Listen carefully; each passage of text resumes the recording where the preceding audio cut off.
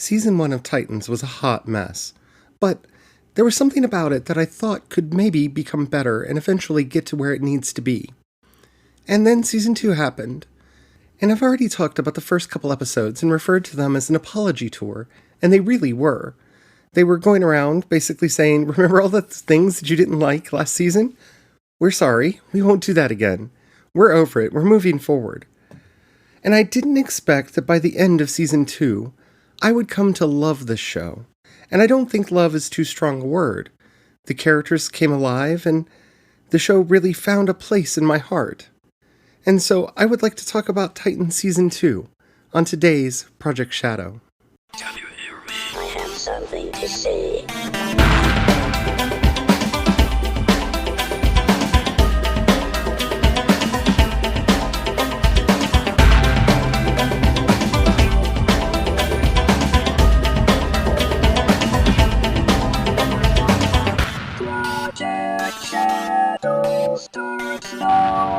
Hello everyone, how are you doing today? My name's Charlie. You might know me better as sci-fi fantasy writer C.E. Dorset, especially if you're reading my latest book, Crucify My Love, which is, don't tell anyone, currently under revision.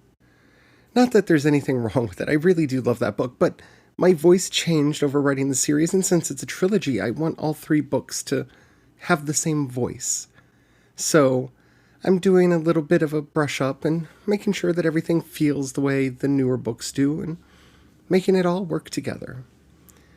Anybody who buys a copy of Crucify My Love now will get the new copy for free, the new version for free.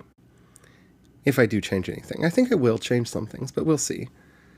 So today we're going to be talking about Titans. And before we get into all that, if you haven't already, please do take a moment to rate this podcast in whatever app you're listening to me on. It really does help out a lot. It tells the algorithms to share the podcast with more people. The more people that listen, the bigger the community. The bigger the community, the better the chance we have of actually communicating with each other. And after all, that's why I do this in the first place. I'd like to thank everyone who's already done that. It really does mean a lot to me.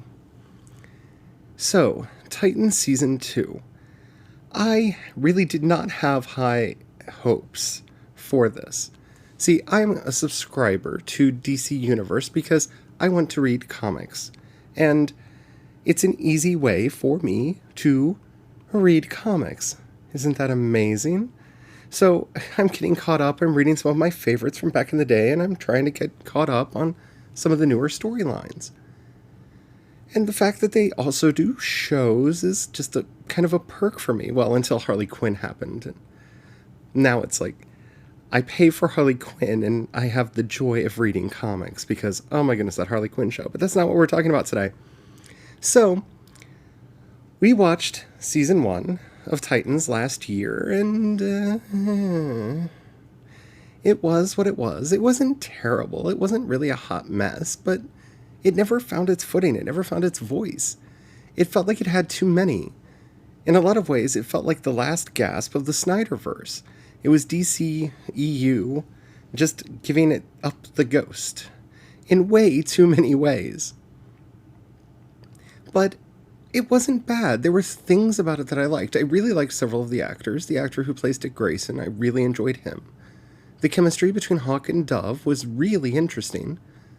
Gar seemed like that actor could do something with the character. And the same with Raven.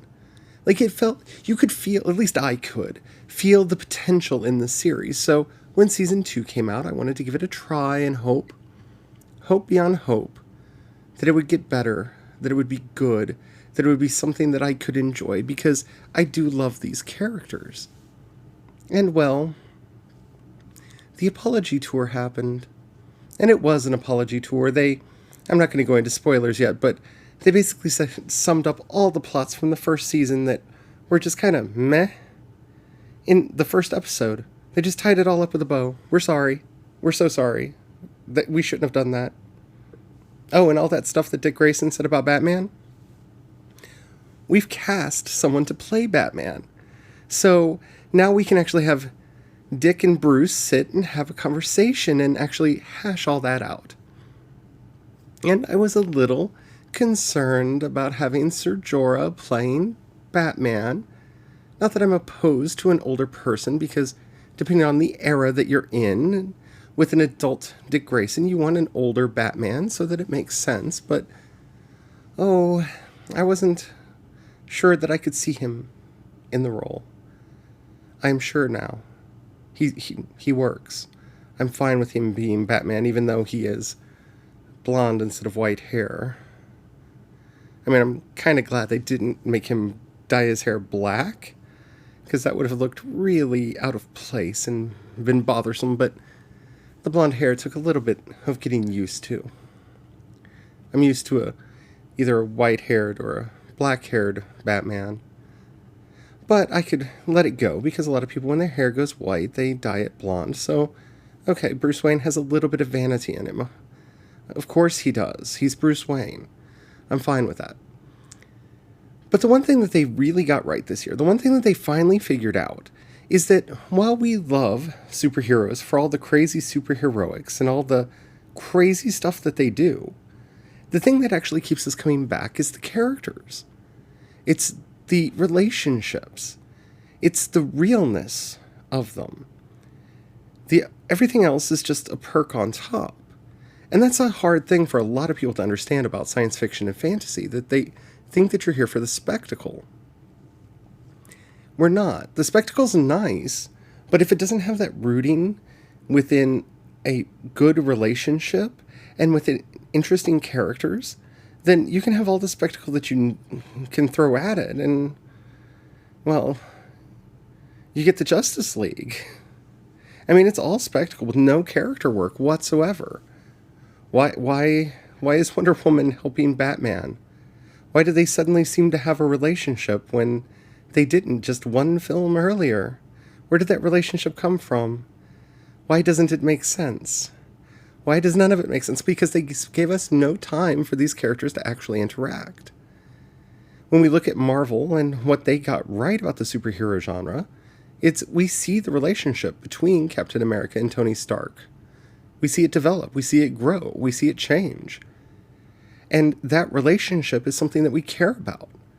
And yeah, we care about seeing them fight Hydra and Thanos and all those other things, but it's the relationships that matter. One of the two most heartbreaking scenes for me in Endgame are right at the beginning, where we get to see families, two different views on family, and I'm trying not to go into spoilers yet, but if you've seen Endgame, you know what I'm talking about. Season 1 of Titans had none of that.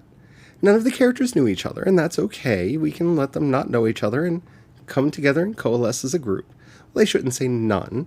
Hawk and Dove knew Dick Grayson from the before times that I personally was kind of hoping they wouldn't talk about, and then that's basically what Season 2 is about, and oh my goodness, it worked. So, okay, fine. But that's the thing. They gave us characters. They gave us people to care about. They gave us Jericho. And I have to say, if I hadn't fully bought into the series by that episode, and the episode is titled Jericho, by the way, I was right then and there, because it firmly rooted and established everything that we needed to know about these characters from the past, their present, and giving us hints of what we wanted their future to be. Because if you don't care, you don't care. And you have to make us care first. The only exception to this, honestly, is a kaiju film. We're there to see giant monsters destroy cities. As long as you give us giant monsters destroying cities. Let's be honest, we kaiju fans, we don't really care what the plot's about. We've shown up for some really stupid plots over the years. But we want a good visual effect, and we want to care about the monster. And that's what this season figured out. They gave us everything that you expect from the Titans. They gave us Slade, they gave us Wintergreen, and oh, I love their Wintergreen. He's not my favorite incarnation of the character, but he's a good one. They gave us Wonder Girl. Oh, Wonder Girl. They gave us Aqualad. They gave us so many characters, and they fleshed them out, and they gave them meaning. Why are Hawk and Dove kind of nasty to Dick Grayson? Well, now we know. Why is Wonder Girl kind of nasty to Dick Grayson? Now we know. And that reason makes sense. Shocker. I know. The idea that you would make sense in a superhero story and not be from Marvel Studios? But that's what they got right. That's what they finally got right. And it shouldn't be that hard for them to figure this out. They do it on the CW show. Yes, we like to see the big fights and all the craziness, but we show up for the relationships between the characters. That's what really moves us. If it wasn't for the relationship between Oliver and Diggle and Felicity and everyone else, we wouldn't care so much about Crisis on Infinite Earths. Not to mention all of the other characters that exist in the Flareverse. So at least over on the CW, they understand that. So it's kind of surprising that it took a season and a couple episodes for them to figure that out over on Titans. But when they did, once they finally got the formula down, once they finally figured out how they're going to do this, the show got good. And I can't wait to see what they do in season 3, which has already been greenlit.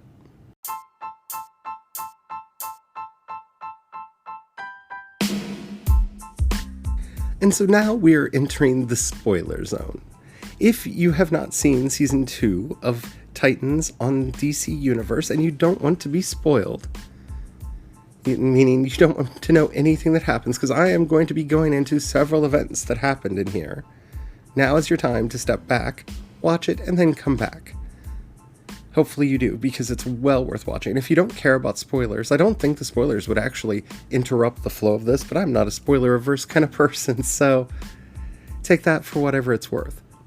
But I really did love this show. So you have been warned. Spoilers are incoming in 5, 4, 3, 2, 1. Oh my goodness, Jericho. We have to start. No discussion of season 2 of Titans can begin without talking about Jericho. Jericho is the pivot point, not only because of how pivotal he is to the plot of this season, and next season, that ending, what are they going to do? Personally, I want them to turn Jericho into either Deadman or Spectre. Please do that. We've never had a Teen Titans version of either of those that I know of. I would love to do that. Please, please, please. I think that would be really cool, especially if he became Spectre. That would be so amazing. But we'll see what they're going to do with him. Because, did they leave on a completely ambiguous ending for him? But, oh my goodness. The actor that they picked was perfect. It was impossible not to fall in love with him. He was charismatic. He was cute. And he brought so much life into the show. Seeing him interacting with all of the other characters, it woke the show up in such a refreshing way that it kind of made me sad. I wanted the show to take place back then when they were all running around. Why wasn't that season 1? That should have been season 1, because that was much more interesting. But I'm not going to be complaining. That's not what I'm here for, because I did like the season. Watching Dick go through his whole trauma over how Jericho died and punishing himself and blaming himself for it. Watching the Teen Titans fall apart. I'm sorry, the Titans. They're not the Teen Titans, the Titans. Watching the Titans fall apart and disintegrate, and watching the transformation of Dick Grayson, Robin, into Dick Grayson, Nightwing.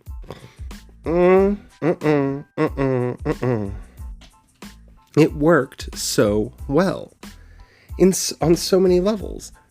The idea that he has a little demon in the back of his head that is Bruce Wayne, and all of the things that Bruce taught him and told him, that mentor relationship. Anybody who's ever had a mentor, you hear that mentor's voice in the back of your head from time to time, correcting you, judging you, making you feel like you are not worthy.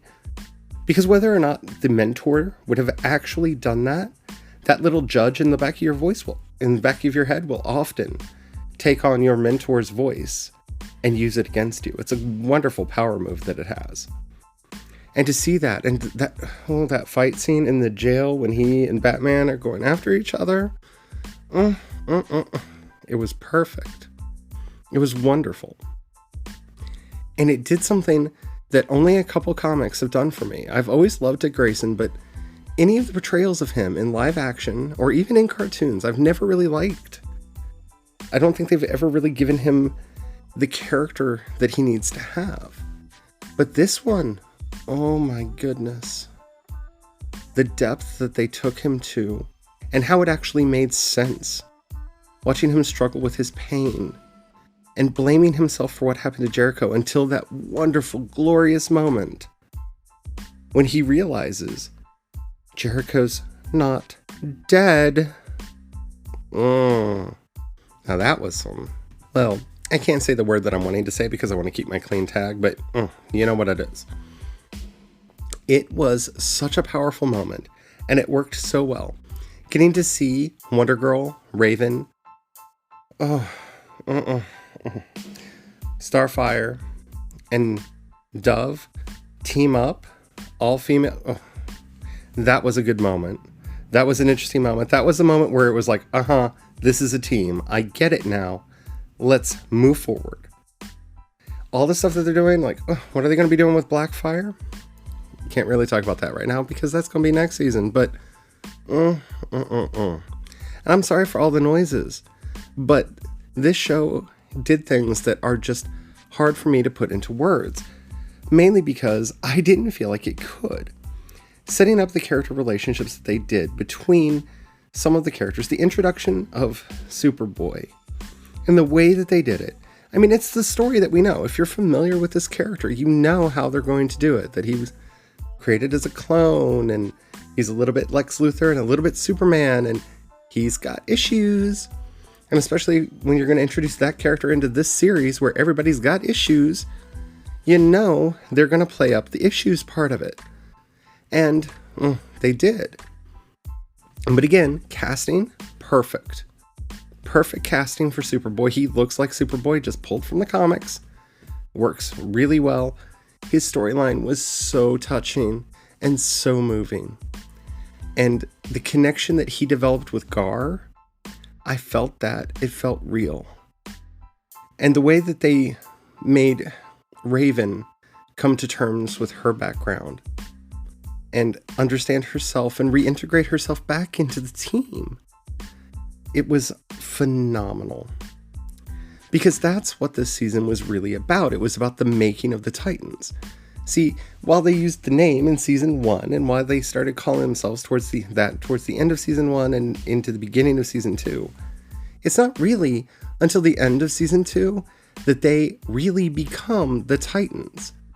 And once they become the Titans, I can't wait to see where they go. Because this season, was about the building of a family. And it's such a beautiful thing because you see the dysfunctional family that Bruce Wayne had. And you see the dysfunctional family that Slade had. And you see the dysfunctional family that Dick was trying to put together. And it goes into the very important point that you can't force family. You just can't. It is so cliche to say this now because of the Fast and Furious movies, but any good superhero team has to operate as a family. Now, that doesn't mean that there needs to be a father and a mother and a child, and everyone has to have their sibling relationships. But it has to have that camaraderie. It has to have that relationship, and you can't force it. That's why Justice League didn't work, and that's why season 1 didn't work. Because is Dick the father? And what's Raven to him then? Because they really tried to force the relationships and letting them actually have this breathing room and let them grow and let them take on the characteristics that they needed to have. Seeing the pain that Hawk and Dove went through in this season and that she did not take him back at the end, I can't wait to see where they're going. The characters feel, for the first time, real. They feel like they have a relationship with each other that I can understand and relate to. And I just need to know where they're going with Jericho. Because leaving Jericho in Rose's body, that's not going to happen. I know that. They're going to get rid of him in some way, shape, or form. They're going to pull him out. I just don't know what they're going to do. And that to me is the biggest thing, because I want Spectre. I want Kid Spectre. We've never had Kid Spectre that I know of. If anybody knows of a Kid Spectre, tell me what issue. I'm going to look it up. But this season, so good. If you haven't checked it out, please do. If you have any specific questions, I would love to just talk about Teen Titans forever. Especially Titans. Sorry, Titans. Used to saying teen. Sorry. If you enjoyed this episode and you haven't already, please take a moment to rate it in whatever app you're listening to me on. It really does help out a lot. It tells the algorithms to share the podcast with more people. And the more people that listen, well, you know the rest. If you have any of those questions, comments, or topics you'd like to hear discussed on the show, in the show notes you'll find a link to the voice message system. Keep it short, keep it clean so I can use it on the show. I would love to hear from you. You can also hit me up on social media. I am CE Dorset on both Twitter and Instagram, and you can find links to everything that I do over at projectshadow.com. While you're in those show notes, if you've got $1 you can pass my way, it really does help out a lot. You'll find a link to both my Patreon and the community support, listener support system. $1 a month really does go a long way to help me continue doing these episodes. You have no idea. And thank you to everybody who's already doing that. If you don't have any money right now or you don't feel like giving, that's perfectly all right. But if you know somebody you think would like what I'm doing, please share it with them. That helps out a bunch as well. I think that's it. I spent most of the day doing stuff for the revisions, getting set up for that, and I'll be talking about that on Fiction Friday. If you have any questions specific for that, please get them to me so I can answer them on the Friday episode. I would love to hear them. I'm going to be talking about revision and kind of the methodology I'm using for revision, because Fiction Friday is the day I talk about my work. Until next time, though, don't forget, have the fun. Bye.